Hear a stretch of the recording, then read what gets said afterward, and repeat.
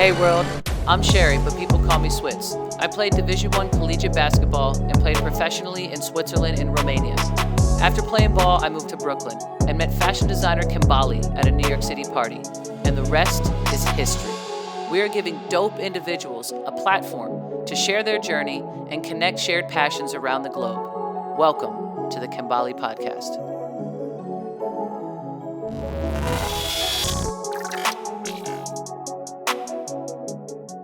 All right, welcome everybody to the KEMBALii Podcast, a show that is dedicated to elevate dope individuals, share the journey they have been on, and connect people around the world with shared passions. Today, I'm happy to say that I have Jasmin Jones, fondly known to her friends as J Buckets. We're talking about a collegiate basketball player, investor, entrepreneur. I mean, the list goes on, but I truly believe that the stories are best told by those individuals. So let me kick it over and just say, what's up? How we doing today? How you doing? How you doing today, bro? Oh, man, I'm great. I got a little drink ready. I know that we're about to talk about some real things. Oh, see? This is why we connected right here. Cheers to what's about to come out of this. So obviously I know a little bit about your journey, but like I said, the whole purpose of this is to connect individuals with shared passions. So we want to get to know you. So give me like, the little cliff notes, where you came to be, kind of like where you grew up, where you did play collegiate basketball, and just give me that story. All right, so grew up in Bronx, New York, Co-op City, my whole entire life, same apartment, same house, same area. Played ball. I actually got to play ball at CW Post. I went to two other schools previous. Finally got to play ball at least 1 year at CW Post. It's a great year. Started momentum for everything that happened afterwards. ECC championships. Elite 8 they got to when I was coaching there too. So got to play there 1 year. Had a little issue with the eligibility and all of that from other schools. So it kind of clipped me at that 1 year. Because you were the transfer queen. How many schools did you actually transfer between after it's all said and done? Because you just like really grace by that, transferred around a couple schools. Just want to dibble that. Okay, so I'll start with real quick. I went to George Mason University. I was there, a part of the women's basketball team as I guess I don't want to say on the team, but like in the middle, always around the team. They wanted me around. They told me to stay because they were going to have me play next year. It's just too many guards. But that was the year that they made the Final Four when they made that big push. So I was there with them, the whole hoopla. Damn, I remember that. Yeah. Shout out to the mid-major schools out there. It's not always about the UConns and the LSUs. Those mid-majors can make it happen too. All right, so George Mason, and then where'd you transfer to? Then I transferred to East Carolina University, ECU, when they were doing pretty well during their Purple Haze, all of that. And they kind of played me a little bit when it came to college ball too. So I finally transferred back home. To New York, CW Post, got to play for a year. The eligibility stuff caught up a little bit, and they clipped me a little bit. So that's where the journey really, really started for me when I got that clipping out of nowhere.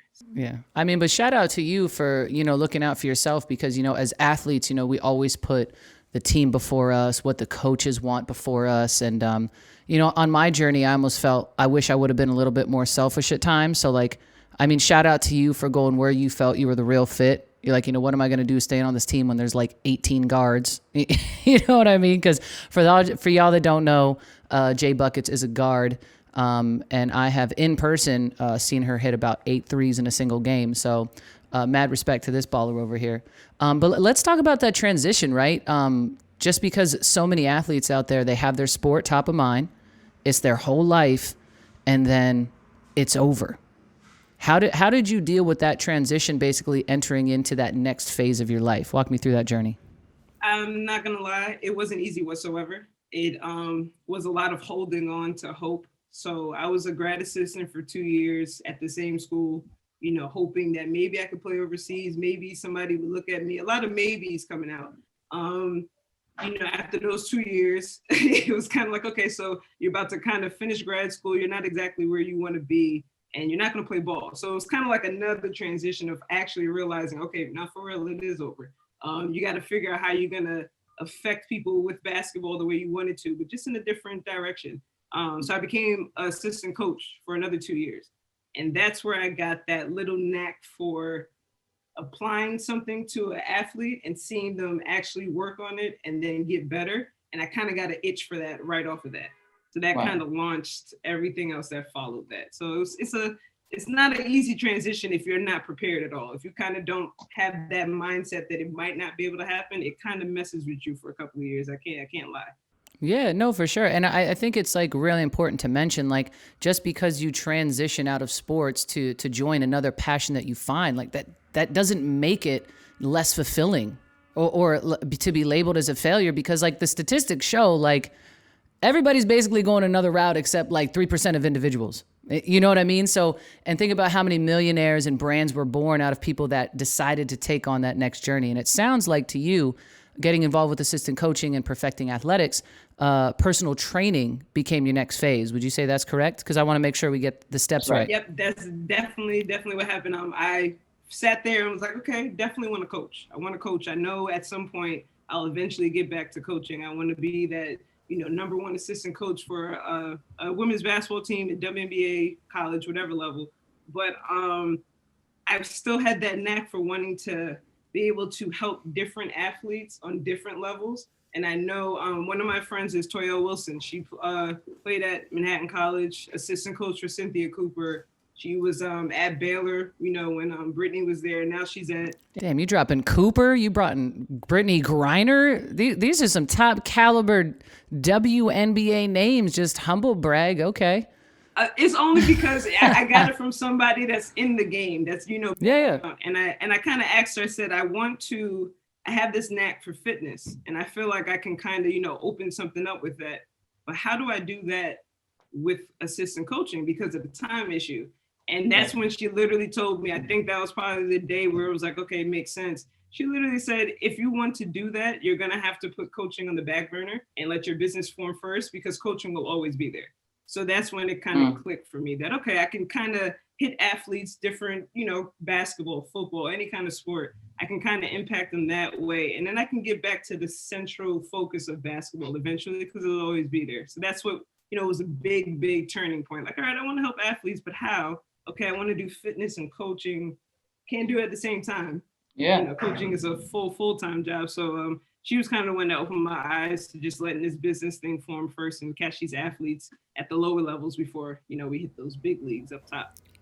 Yeah, I think now's the time where we need to talk about, how this all came full circle into fruition, because right there's the jump off. You're like, that's it. I want to focus on this athletically, become a personal trainer. So where are you sitting at now? Because, I did already mention that you're an entrepreneur, have your own brand. So talk to that a little bit about what you now have created since stepping away from the game.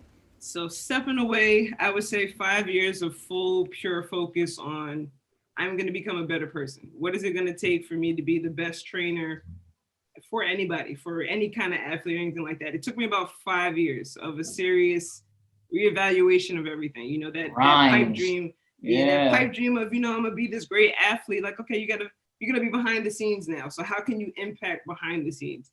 So it's just honestly, a lot of soul searching. I had to become a better person overall. It wasn't just, the ins and out of training. If you're not a person that could kind of have people gravitate to you, different types of people, it's not going to work anyway. Wow. Spiritual growth as well too, huh? Look at you. Whole new person. Came around full circle and just got into it with myself and said, okay, I remember who I used to play with growing up. I would say during our era of playing ball, where ball was ball. Like ball is life. Actually, ball is life. It's life for life. But seeing how like the athletes are now, I feel like they're missing that grit that we kind of had when we were playing. So I feel like I had to make sure I was okay to address that to them. Yeah. Well, you want to know why now, right? They'll do anything for clout. Do anything for clout. Like I swear to God, this social media and Instagram and like it's ruined the come up a little bit for some of these athletes. Like all you need to do is string together a couple highlights. You get that clickbait, and it's like they think they're a star.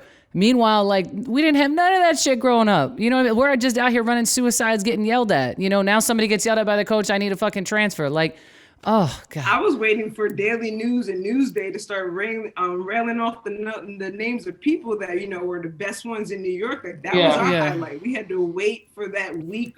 Yeah, you had to wait for the newspaper to come out. You had to wait for the newspaper to validate you. We had the Big 15 where I was in Pennsylvania, and like that was it. That's when you finally got your hype, not this instant gratification. But I don't want to sound like an old head hating like, Paige Buckets and some of the young ones coming up. I mean, we have some ballers out there, but I think it's the work ethic and not letting that shit get to your head is what really separates it. But no, I'm happy to hear about the growth, that you've come full circle. So give yourself a plug a little bit, like, shout out like what your business is called, where you can find it, drop the IGs, give me all that info. So right now, we're calling it the Huddle Sports Performance. I kind of wanted to tag family at the end of it. I have it's very, very family oriented. If you want to contact me, it's easier to get me at jones.huddleup. So jones.huddleup. Is that on right now, IG? On Instagram, yeah. Just on Instagram right now. The Twitter and all that is coming up. I'll start alerting on Instagram when all that growth will be occurring. But right now, just in the humble stages of getting the name out there, getting people to understand me and what I'm trying to bring. Basically, that's where I'm at right now. Just still grinding. We're not where I want to be yet. The grind never stops. Let's definitely acknowledge that. As soon as you feel like you had it figured out, something else is going to happen. But you have at least progressed past that dark phase when you first come out, right? Like no matter what sport, like I want to just speak in general. So anybody watching can really relate to this, but just anyone who is involved with something and you're on to that next chapter, what's the advice or blueprint that you would give to someone where, keep going, grind through, you're going to figure it out. Like what's those words of encouragement and motivation that you want to share with, everyone tuning in? I have embodied, I think, and the one word I've put it all over the place, it's tattooed on me, it's on my sneakers. It's one of the core values of my company, and it's CANI. And that means continuous and never-ending improvement. And I feel like if you just keep that in your mind, that no matter where you're at, you can continue to improve. Continuous and never-ending improvement. Wow. So I've embodied that. I believe I got it from the Four Noble Truths. I believe I do. I don't want to plug it in, but I remember reading it about 7. You got it tattooed on your body. You better figure it out. No. You're like, I think the origin. I took it out. It's already permanently on you, whatever it comes from. If wherever it came from, I'll take credit for it. Just do that little doohickey and put Jones and the other and say it's from me. But I honestly feel like if you feel or just remember that you can always improve, like where you're at is not the ceiling, then sky's the limit. No matter whatever coming out of sport, pushing in your sport, whatever it is, never stop trying to improve yourself as a person, and sky's the limit. It's never stop. Yeah. Dang, I couldn't have summed that up better than you did. So, Jay Buckets, I can't thank you enough for your time. We really appreciate you being here. Yeah, absolutely. I feel like what the mission statement, what we're all about with bringing that positive energy, and connecting people. I feel like that's what you are, and how you live it, the brand that we love so much, the KEMBALii podcast, the KEMBALii brand. So I couldn't think of a more perfect person to start this journey coming out. So I hope everyone, absolutely. I hope everyone tuning in and watching, had something positive that they could take away from this, and we're only going up from here. So we're going to sign off. And again, appreciate you for being here. All right. Appreciate you guys. Love you guys. Appreciate y'all. Thanks for tuning in. Be sure to subscribe to the KEMBALii podcast on Apple Podcasts, YouTube, and wherever you listen to your podcast. Also, be sure to follow us on Instagram and Twitter at KEMBALii Podcast. KEMBALii gear can be purchased at www.kembalii.com. That's KEMBALii.com. And you can stay up to date on merch drops by following the KEMBALii brand on IG at KEMBALii_. New podcast episodes drop every Monday at 7 a.m. See you next week on the KEMBALii Podcast.